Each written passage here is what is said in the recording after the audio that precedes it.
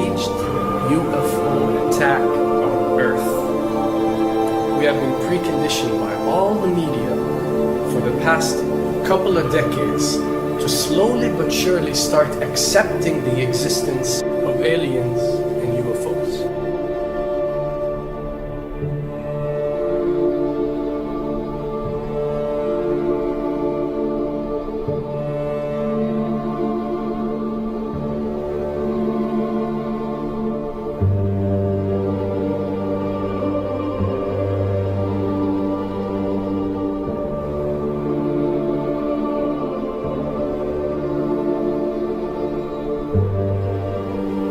I can tell you right now that 99% of every UFO sighting that has ever taken place has actually not been an unidentified flying object, because this has always been military technologies.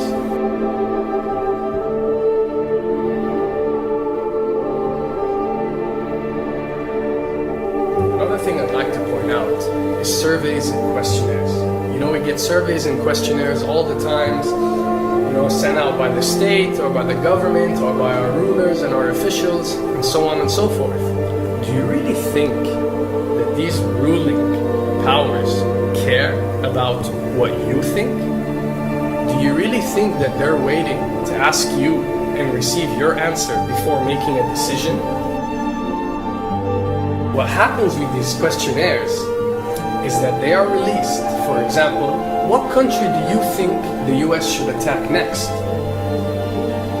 And if it yields back results like 70% of the US population believe Iran is the next country that should be attacked, this is actually a study conducted for the effectiveness of the media propaganda that they are using. So when they get such results, they look at it and they be like, all right, amazing.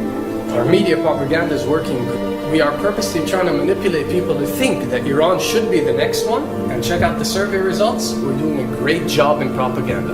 That's what it's all about. And if the results come back and they aren't up to par, so let's say 20% want war with Iran and 80% want actual peace, they say, okay, so now we have to go and rework our media propaganda and make it more effective so these percentages change. Why am I saying this? Because of the UFO phenomenon. Since the 60s, the amount of people who believe in extraterrestrials have skyrocketed, and it's only increasing day by day in our modern world. This only confirms the success and the plans that are taking place to first manipulate you to believe in UFOs, and second, to conduct a UFO attack that is going to force the whole world to unite to fight off this enemy and accept the New World Order. A former Canadian government official is warning we may be on the verge of intergalactic war, saying, quote, the Bush administration has finally agreed to let the military build a forward base on the moon, which will put them in a better position to keep track of the comings and goings of visitors from space, and to shoot at them if they so decide. I was introduced to the late Dr. Wernher von Braun in the U.S., the father of rocketry. In my first meeting with him, during that first 3.5 hours, he said to me, Carol, you will stop the weaponization of space, because there is a lie being told to everyone that the weaponization of space is now first being based upon the evil empire, the Russians. There are many enemies, he said, against whom we're going to build this space-based weapon system. The first of whom was the Russians, which was existing at that time. Then there would be terrorists. Then there would be third world countries. Now we call them rogue nations or nations of concern. Then there would be asteroids. And then he would repeat to me over and over, and the last card, the last card, the last card would be the extraterrestrial threat. As a military strategist, as a person who worked on the MX missile, which I did later, he said, you will find that there is going to be a spin to find some enemy against whom we have to build space-based weapons, and now we should expect the spin. And that's the formula, except that it's all based on a lie. A supersonic saucer. Called the Silver Bug, it was truly revolutionary. The plans show in detail a multi-jet engine craft that boasted amazing maneuverability and speed. It's an intriguing thought that this concept may tie in with the work of the German scientists who brought saucer technology to the US at the close of the Second World War. What was needed were certain cover stories. What do you do when people are spotting aircraft and then telling reporters that they've seen something very unusual flying out of an airbase in Nevada? And frankly, this was the origin of a lot of the sightings that took place in the mid-50s, 1954, 55, 56, of unidentified flying objects, the UFOs. So the CIA was involved in encouraging people to believe that, yes, they saw UFOs. And the CIA and the military tried to be very helpful to reporters to get these stories out, to divert the attention of the country, and particularly the people in this region, about what they had actually seen. Mexican Air Force pilots capturing on videotape what are said to be 11, count them, 11 UFOs. The Mexican Air Force has released a video that some of you are going to find difficult to believe. A journalist says it shows images of UFOs tracking a Mexican military plane. So what's the truth about UFOs? The story of successive attempts to develop radically new forms of flight, conducted under the strictest secrecy, is inextricably bound up with our relationship with UFOs over the last 60 years.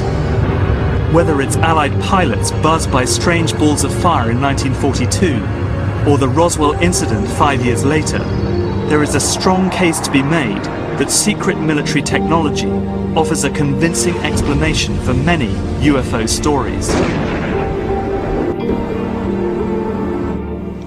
Anytime the government has secrets that they can keep from us, they can manipulate us by those secrets. In essence, they still remain 25 years at least ahead of us in technology, information, and knowledge, and secrets, and they are using them against us.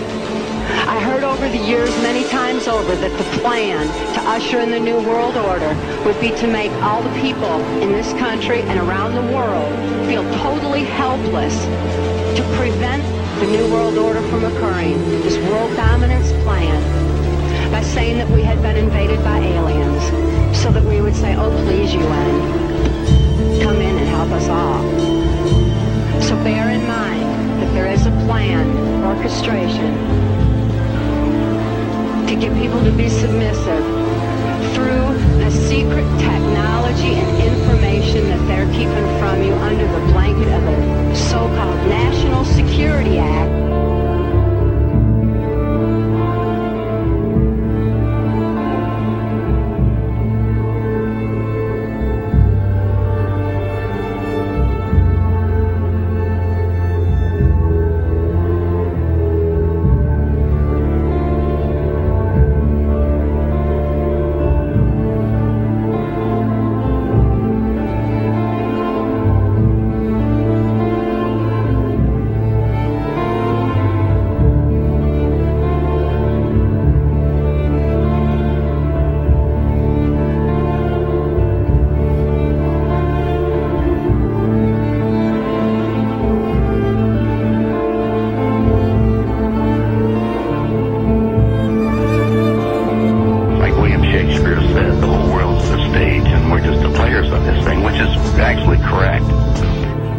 Perhaps we need some outside universal threat to make us recognize this common bound. I occasionally think how quickly our differences worldwide would vanish if we were facing an alien threat from outside this world.